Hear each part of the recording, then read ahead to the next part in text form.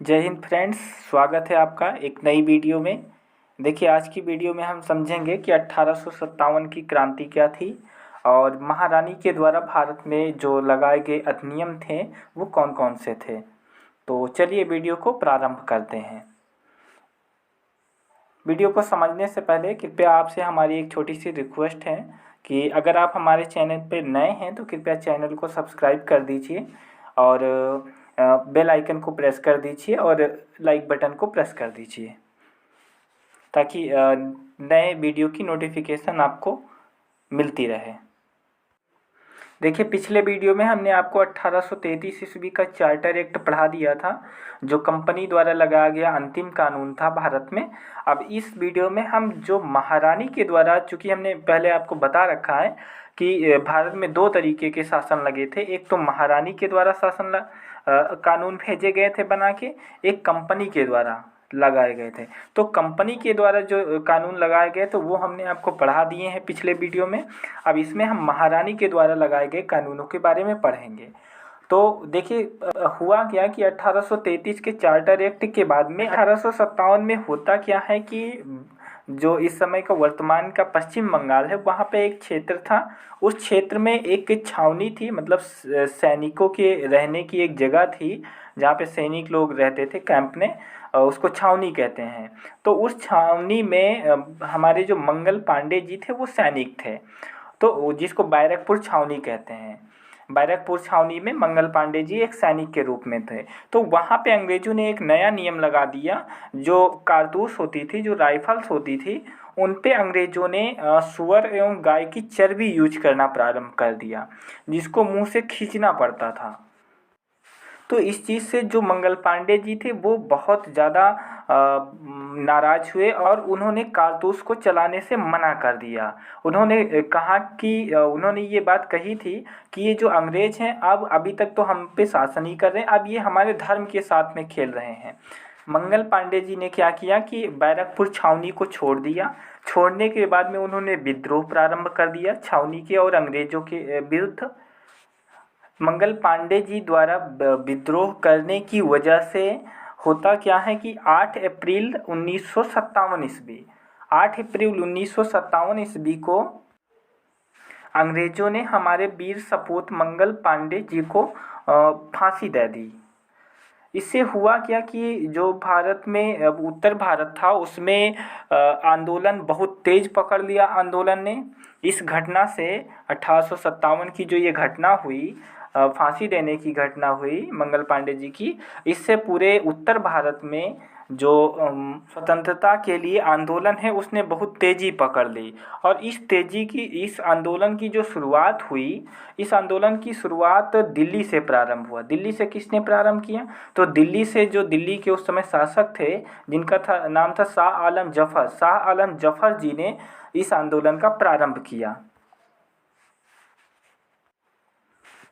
इस क्रांति में काफ़ी जो हमारे देश के महान नेता थे वो सारे लोग भाग ले रहे थे। जैसे कि कानपुर से नाना साहब भाग ले रहे थे, तात्या टोपे जी भाग ले रहे थे, लखनऊ से हजरत बेगम, इलाहाबाद से लियाकत अली एवं झांसी से हमारी झांसी की महारानी मणिकर्णिका, रानी लक्ष्मी बाई जी इसका प्रतिनिधित्व कर रही थी इस आंदोलन का।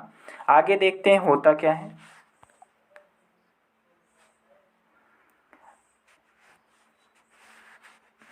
चूँकि आंदोलन का जो प्रारंभ है वो मुग़ल बादशाह बहादुर शाह जफ़र जी ने ही किया था, उन्होंने ही इसको प्रारंभ किया था।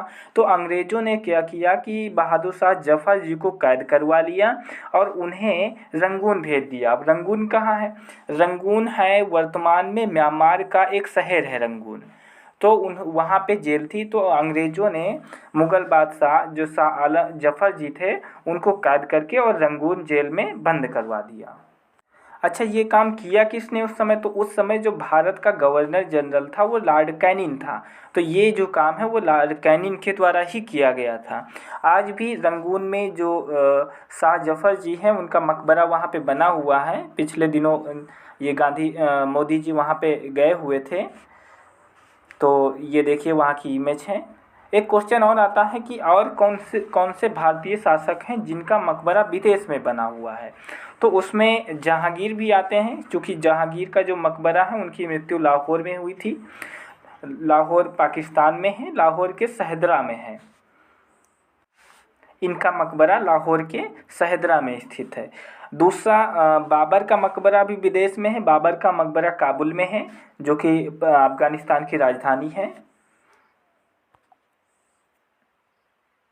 होता क्या है कि जब दो लोगों के साथ ऐसी घटना होती है, अंग्रेज़ों ने मंगल पांडे जी को फांसी दे दी 8 अप्रैल को। उसके बाद में हमारे जो मुग़ल बादशाह शाह जफ़र जी थे उनको कैद करवा दिया। तो इन सब घटनाओं से आंदोलन जो था इंडिया का, जो स्वतंत्रता का, वो थोड़ा सा धीमा पड़ा। आंदोलन भले धीमा पड़ा, लेकिन भारतवासियों के दिल में, भारतवासियों के दिमाग में अंग्रेज़ों के चेहरे हमेशा घूमते थे। अंग्रेज़ उनकी नज़र में, भारतवासियों की नज़र में चढ़ चुके थे। इन चीज़ों की जानकारी जब ब्रिटेन की महारानी जो थी उनको पता चला, जो विक्टोरिया थी ब्रिटेन की महारानी ये थी, इनको जानकारी मिली जब ये, तो विक्टोरिया ने क्या किया, जो ब्रिटेन की महारानी थी उन्होंने ब्रिटिश ईस्ट इंडिया जो कंपनी थे उसके जो हेड थे उनको अपने पास बुलाया और उनसे उन्होंने कहा कि आपका कंपनी में जो भी शेयर है, जो इंडिया में आप व्यापार कर रहे हो ब्रिटिश ईस्ट इंडिया कंपनी के नाम से, उसमें आपका जो भी शेयर है वो सब तुमको वापस मिल जाएगा। लेकिन अब तुम इंडिया नहीं जाओगे, चूँकि तुम लोगों की शक्ल इंडिया वासियों के नज़रों में ख़राब हो चुकी है, इसलिए अब तुम वहाँ पे व्यापार नहीं करोगे, वहाँ पे राज नहीं करोगे। और इस तरीके से महारानी ने इंडिया की जो शासन व्यवस्था थी उसको ईस्ट इंडिया कंपनी के हाथ से अपने हाथ में ले लिया।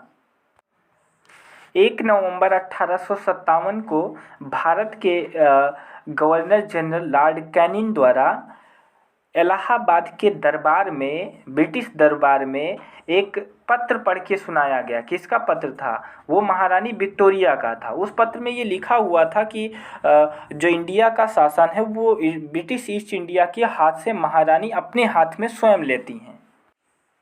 उस समय इस तरीके का कुछ पत्र महारानी ने इंडिया के लिए जारी किया था। अब जब महारानी ने जो भारत का शासन था उसको अपने हाथों में ले लिया, तो जो महारानी के द्वारा भारत को भेजा गया पहला अधिनियम था, पहला कानून था, जो पहला लेटर था, वो 1858 का चार्टर एक्ट था। चूँकि 58 में भेजा गया, 1 साल बाद 58 में भेजा गया, इसलिए 1858 का चार्टर एक्ट उसका नाम पड़ा। इस अधिनियम में, इस कानून में क्या था, तो इसमें 2 बातें प्रमुख थी, 2-3 बातें, उनको समझते हैं।